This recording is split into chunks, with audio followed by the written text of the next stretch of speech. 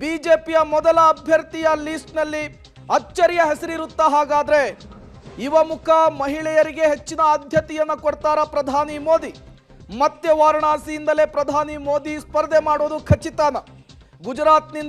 ಗುಜರಾತಿನ ಗಾಂಧಿನಗರದಿಂದ ಅಮಿತ್ ಶಾ ಸ್ಪರ್ಧೆ ಮಾಡ್ತಾರ. ಲಕ್ನೋನಿಂದ ರಾಜನಾಥ್ ಸಿಂಗ್ ಕಣಕ್ಕಿಳಿಯುವಂತಹ ನಿರೀಕ್ಷೆ ಇದೆ. ನೋಡಿ, 2014ರಲ್ಲಿ ಉತ್ತರ ಪ್ರದೇಶದ ವಾರಣಾಸಿಯಿಂದ ಪ್ರಧಾನಿ ಮೋದಿ ಅಖಾಡಕ್ಕಿಳಿದಿರ್ತಾರೆ. ಗುಜರಾತ್ನ ವಡೋದರಾದಿಂದ ಅಖಾಡಕ್ಕಿಳಿದಿರ್ತಾರೆ. ಎರಡರಲ್ಲೂ ಕೂಡ ಗೆಲುವನ್ನು ಸಾಧಿಸುತ್ತಾರೆ, ವಾರಣಾಸಿಯನ್ನು ಉಳಿಸ್ಕೊಳ್ತಾರೆ. ಬಟ್ 2019ರಲ್ಲಿ ವಾರಣಾಸಿಯಿಂದ ಮತ್ತೊಮ್ಮೆ ಮರು ಆಯ್ಕೆಯನ್ನು ಬಯಸ್ತಾರೆ ಪ್ರಧಾನಿ ನರೇಂದ್ರ ಮೋದಿ ಅವರು. ಬಟ್ ಈ ಬಾರಿ ಎಲ್ಲಿಂದ ಸ್ಪರ್ಧೆ ಮಾಡ್ತಾರೆ ಅನ್ನೋದು ಕುತೂಹಲ. ತಮಿಳುನಾಡಿನ ತೂತುಕುಡಿಯಿಂದ ಸ್ಪರ್ಧೆ ಮಾಡಬಹುದು ಅನ್ನುವಂತಹ ಕುತೂಹಲ ಇದೆ. ಕನ್ಯಾಕುಮಾರಿ ಅಥವಾ ತಮಿಳುನಾಡಿನ ಮತ್ತೊಂದು ಕ್ಷೇತ್ರವನ್ನು ಆಯ್ಕೆ ಮಾಡಬಹುದು ಅನ್ನುವಂತಹ ಚರ್ಚೆ ಆಗಿತ್ತು.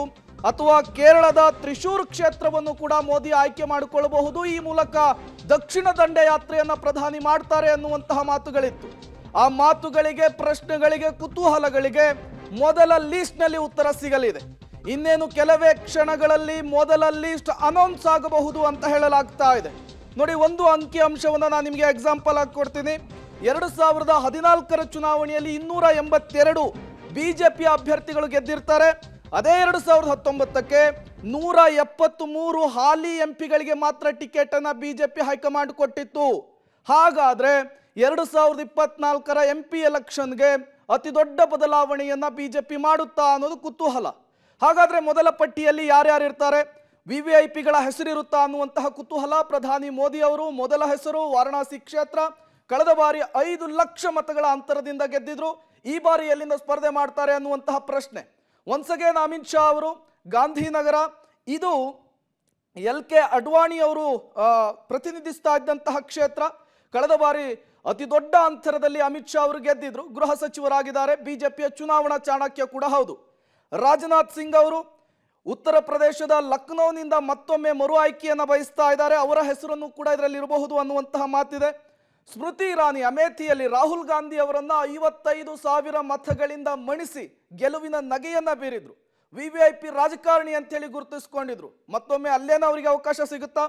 ಇನ್ನು ನಿತಿನ್ ಗಡ್ಕರಿ 2019ರಲ್ಲಿ ನಾಗ್ಪುರ, ಮಹಾರಾಷ್ಟ್ರ ರಾಜ್ಯದ ನಾಗ್ಪುರ MP ಕ್ಷೇತ್ರದಿಂದ ಅವರು ಕಂಟೆಸ್ಟೆಂಟ್ ಮಾಡಿದ್ರು, ಗೆಲುವನ್ನ ನಗೆ ಬೀರಿದ್ರು.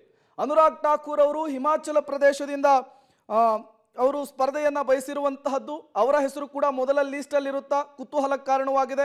ಕಿಶನ್ ರೆಡ್ಡಿ ಸಚಿವರು ಸಿಕಂದರಾಬಾದ್ನಿಂದ ಈ ಬಾರಿ ಅವರು ಮತ್ತೊಮ್ಮೆ ಮರು ಆಯ್ಕೆಯನ್ನು ಬಯಸ್ತಾ ಇದ್ದಾರೆ. ಅಲ್ಲೇನೆ ಕಣಕ್ಕಿಳಿಸ್ತಾರಾ ಅಥವಾ ಏನಾದರೂ ಚೇಂಜ್ ಆಗುತ್ತಾ? ವೆರಿ ಇಂಟ್ರೆಸ್ಟಿಂಗ್ ವಿಚಾರ ಅಂದ್ರೆ ಜ್ಯೋತಿರಾದಿತ್ಯ ಸಿಂಧ್ಯಾ ಇವರು ಗುನ್ನಾ ಕ್ಷೇತ್ರದಿಂದ ಕಣಕ್ಕಿಳಿಸಬಹುದು ಅಂತ ಹೇಳಲಾಗ್ತಾ ಇದೆ. ಮಧ್ಯಪ್ರದೇಶದಲ್ಲಿ ಅತಿ ದೊಡ್ಡ ರಾಜಕೀಯ ಬೆಳವಣಿಗೆಗೆ ಸಾಕ್ಷಿಯಾಗಿದ್ದು ಇವರು. ನೋಡಿ, ಶಿವರಾಜ್ ಸಿಂಗ್ ಚೌಹಾಣ್ ಹೆಸರು ಕೂಡ ಕೇಳಿ ಬರ್ತಾ ಇದೆ ವಿದಿಶಾದಿಂದ. ಮಧ್ಯಪ್ರದೇಶ ಮಾಜಿ CM ಆಗಿದ್ದವರು. ಈ ಬಾರಿ ಅವರಿಗೆ ಮುಖ್ಯಮಂತ್ರಿ ಸ್ಥಾನ ಕೈ ತಪ್ಪಿತು. ಹಾಗಾಗಿ ಲೋಕಸಭೆಯಲ್ಲಿ ಸ್ಪರ್ಧಿಸುವಂತಹ ಸಾಧ್ಯತೆ ಇರುವಂತಹದ್ದು. ಮತ್ತಷ್ಟು ಡೀಟೇಲ್ಸ್ ಅನ್ನು ಕೊಡ್ತಾರೆ ನಮ್ಮ ಪ್ರತಿನಿಧಿ ಮಸೂದ್, ನೇರ ಸಂಪರ್ಕದಲ್ಲಿ ಜಾಯಿನ್ ಆಗ್ತಾ ಇದ್ದಾರೆ. ಮಸೂದ್, ಮೊದಲ ಪಟ್ಟಿ ರಿಲೀಸ್ ಆಗಬಹುದು ಅಂತ ಹೇಳಲಾಗ್ತಾ ಇದೆ. ಕ್ಷಣಗಣನೆ ಆರಂಭ ಆಗಿದೆ. ಮೊದಲ ಪಟ್ಟಿಯಲ್ಲಿ ಏನೆಲ್ಲ ಬೆಳವಣಿಗೆಗಳನ್ನ ನಿರೀಕ್ಷೆ ಮಾಡಬಹುದು? ಯಾರಿಗೆ ಶಾಕ್ ಆದಿದೆ, ಯಾರಿಗೆ ಲಕ್ ಆದಿದೆ ಅಂತ ಹೇಳಿ ಮಸೂದ್?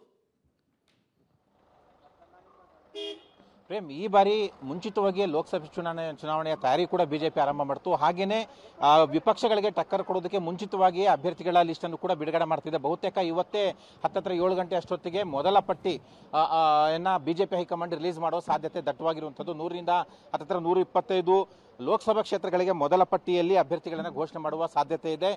ಬಹುತೇಕ ಗೆಲ್ಲುವಂತಹ ಬಿಜೆಪಿಯ ಮುಂಚೂಣಿ ನಾಯಕರೇ ಅಭ್ಯರ್ಥಿ ಇರುವಂತಹ ಕ್ಷೇತ್ರಗಳಿಗೆ ಮೊದಲ ಪಟ್ಟಿಯಲ್ಲಿ ಹೆಸರಿರುತ್ತೆ ಅಂತ ಕೂಡ ಹೇಳಲಾಗ್ತಿದೆ.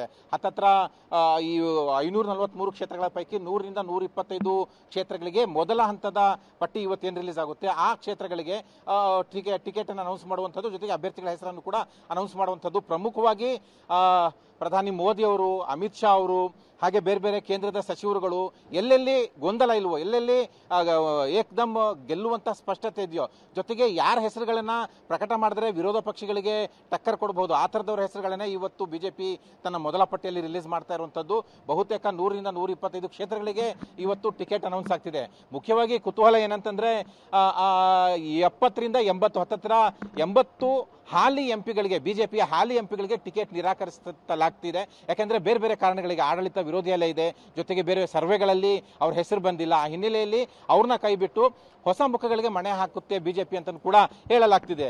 ಇನ್ನು ಕರ್ನಾಟಕದ ಮಟ್ಟಿಗೆ ಬಂದ್ರೆ ಇಲ್ಲೂ ಕೂಡ ಹತ್ತತ್ರ 6ರಿಂದ 10 ಲೋಕಸಭಾ ಕ್ಷೇತ್ರಗಳಿಗೆ ಟಿಕೆಟ್ ಅನೌನ್ಸ್ ಆಗುವ ಸಾಧ್ಯತೆ ಇದೆ. ಆದ್ರೆ ಬಿಜೆಪಿ ಹೈಕಮಾಂಡ್ ರಾಜ್ಯ ಬಿಜೆಪಿ ನಾಯಕರಿಗೆ ಯಾವುದೇ ಸುಳಿವನ್ನು ಇದುವರೆಗೂ ಕೂಡ ಇನ್ನೂ ಬಿಟ್ಕೊಟ್ಟಿಲ್ಲ.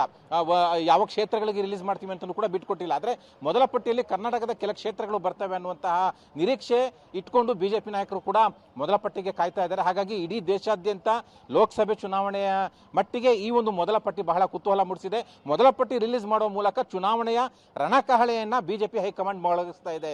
ಪ್ರೇಮ್.